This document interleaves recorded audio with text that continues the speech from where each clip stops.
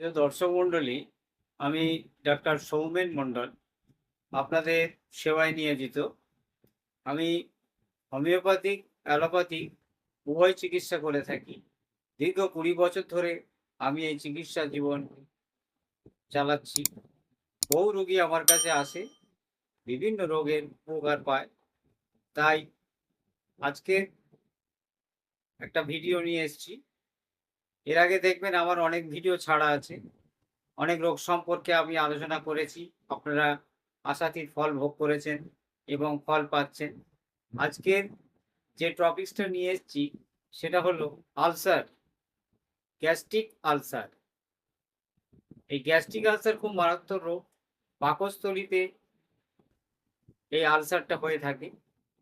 Gastric ulcer আমাদের প্রায় দৈনন্দিন জীবনে প্রায় মানুষেরই এখন দেখা যাচ্ছে। আলসার ২ প্রকার হয়ে থাকে, যেমন গ্যাস্ট্রিক আলসার এবং পেপটিক আলসার। গ্যাস্ট্রিক আলসার দীর্ঘদিন গ্যাস অম্ল হতে হতে অতিরিক্ত পরিমাণে গ্যাসের ট্যাবলেট যারা অতিরিক্ত খেয়ে থাকে তাদের এই ক্ষেত্রে গ্যাস্ট্রিক আলসার সম্ভাবনা বেশি থাকে।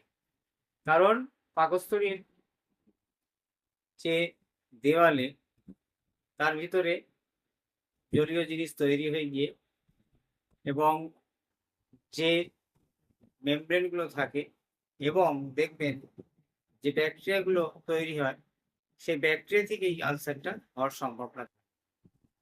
এবং পেপটিক আলসার, ডিওডিনাম আলসার, এই আলসারগুলো ক্ষতিকারক। যাই হোক, এই আলসারের হোমিওপ্যাথি চিকিৎসা সব থেকে বড় চিকিৎসা। আলসার হলে কি করবেন?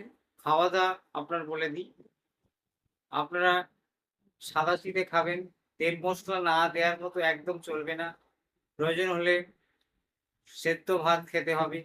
একদম ভাতকে নরম করে পাতলা করে ঝোল দিয়ে কোনো রকমে খেতে হবে। পাকস্থলী, বিশেষ করে আলসার হলে, গ্যাস্ট্রিক আলসারের ক্ষেত্রে বলে দিই, আপনার টমেটো কখনোই খাবেন না, কোনো চকলেট ফ্লেভার খাবেন না, কোনো চকোলেট চলবে না, রিচ খাবার তো চলবেই না। তার সঙ্গে থাকবে কি আপনার কোনো শাকসবজি জলীয় জিনিস খাবেন না।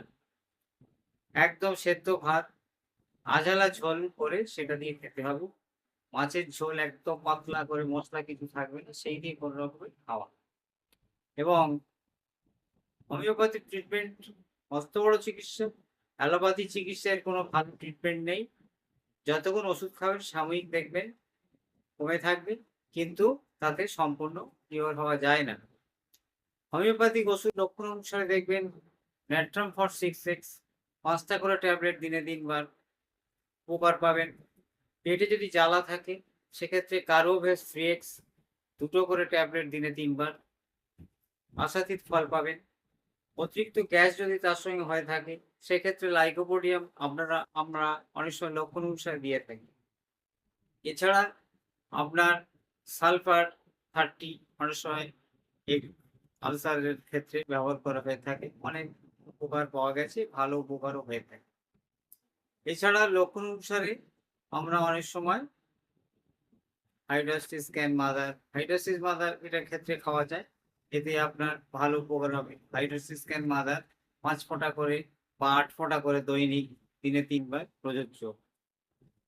এবং লক্ষণ অনুসারে অনেক সময় আমরা সেলেনোনিয়ামও ব্যবহার করে থাকি, তাতেও অনেকটা উপকার হয়ে থাকে।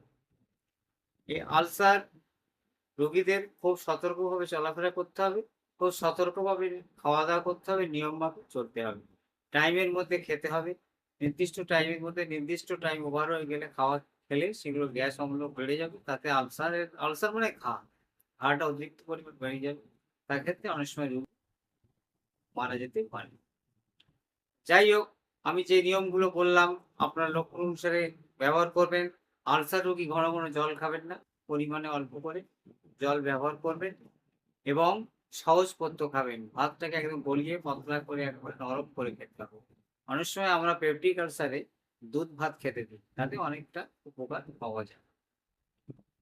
তাই যে ওষুধগুলো হোমিওপ্যাথিক আমি বললাম আপনারা লক্ষণ অনুসারে ইউজ করুন।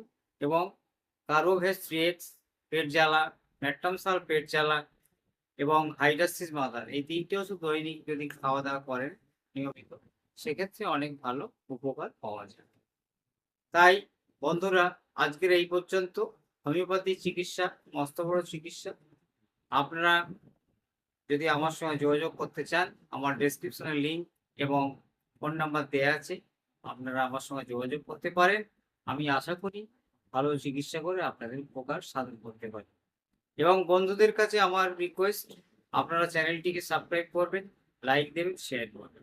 পরবর্তী ভিডিও আবার আমি নিয়ে আসবো। এইটুকুনি আমার রিকোয়েস্ট থাকবে। ধন্যবাদ।